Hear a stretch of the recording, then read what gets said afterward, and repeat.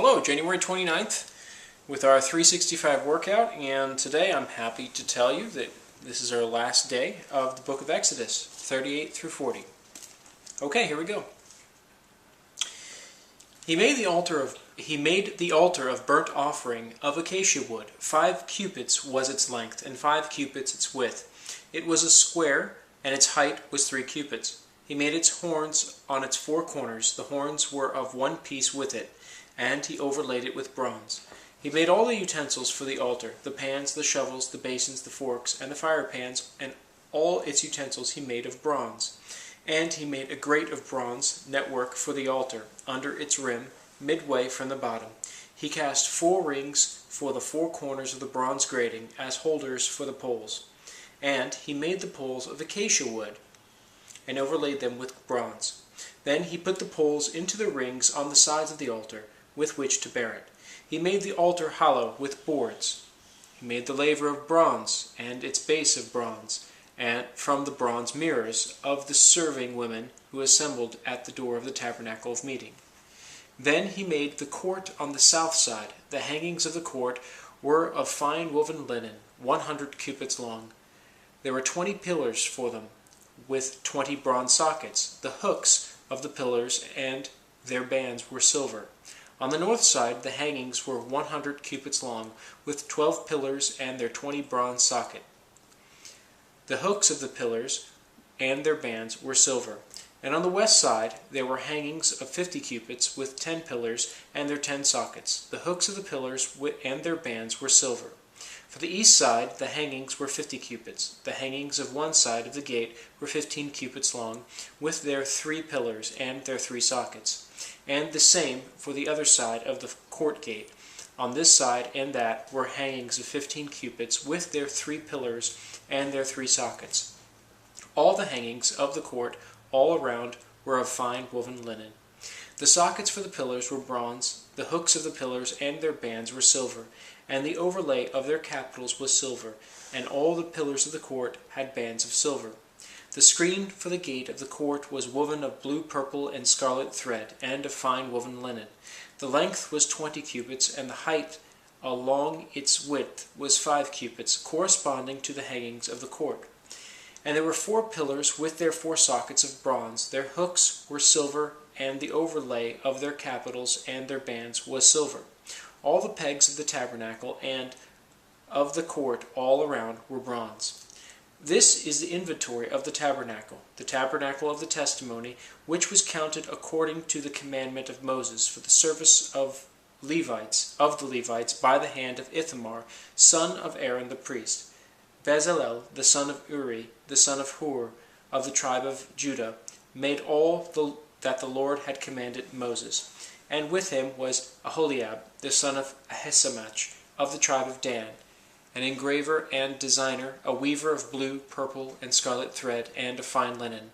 All the gold that was used in all the work of the holy place, that is, the gold of the offering, was 29 talents and 730 shekels, according to the shekel of the sanctuary. And the silver from those who were numbered of the congregation was 100 talents and 1,775 shekels, according to the shekel of the sanctuary.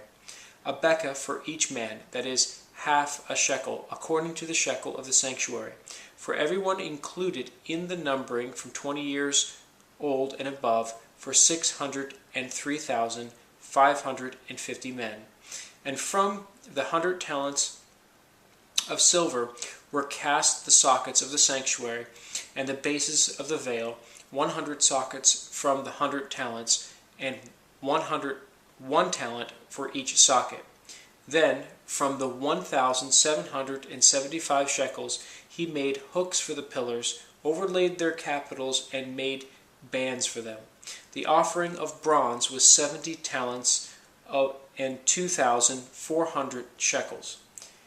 And with it he made the sockets for the door of the tabernacle of meeting, the bronze altar, the bronze grating for it, and all the utensils for the altar, the sockets for the court all around, the bases for the court gate, all the pegs for the tabernacle, and all the pegs for the court all around. Chapter 39.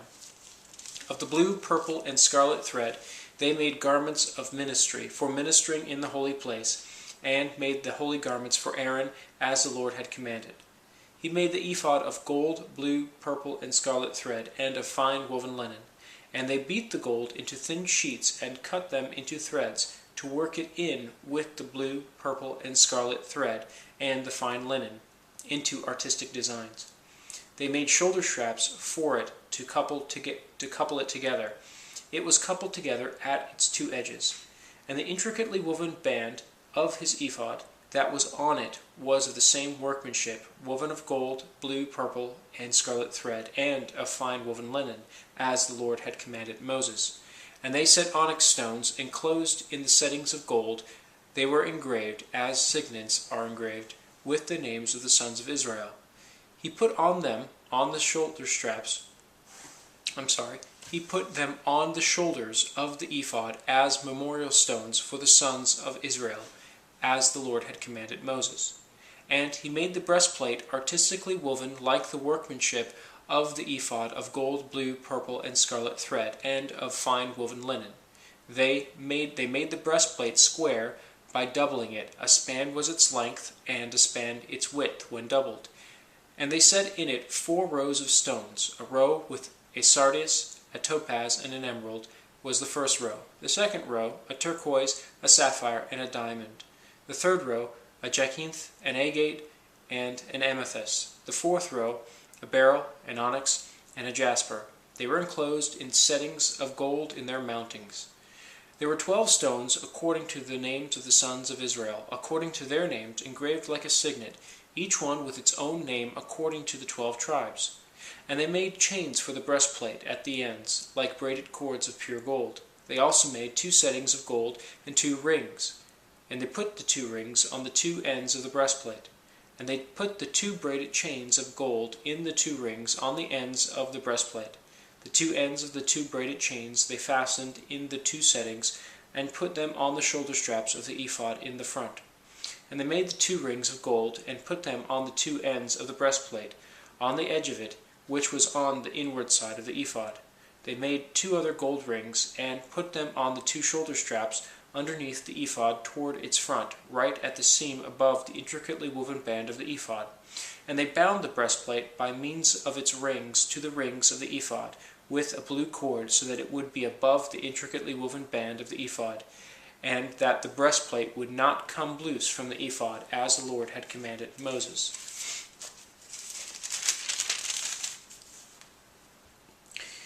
He made the robe of the ephod of woven work all of blue, and there was an opening in the middle of the robe, like the opening in a coat of mail, with a woven binding all around the opening, so that it would not tear.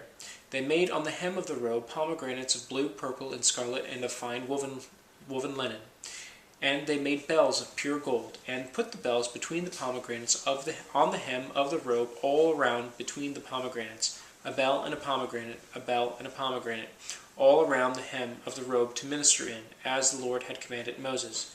They made tunics artistically woven of fine linen, for Aaron and his sons, a turban of fine linen, exquisite hats of fine linen, short trousers of fine woven linen, and a sash of fine woven linen with blue, purple, and scarlet thread, made by a weaver, as the Lord had commanded Moses. Then they made the plate of the holy crown of pure gold, and wrote on it an inscription like the engraving of a signet, Holiness to the Lord.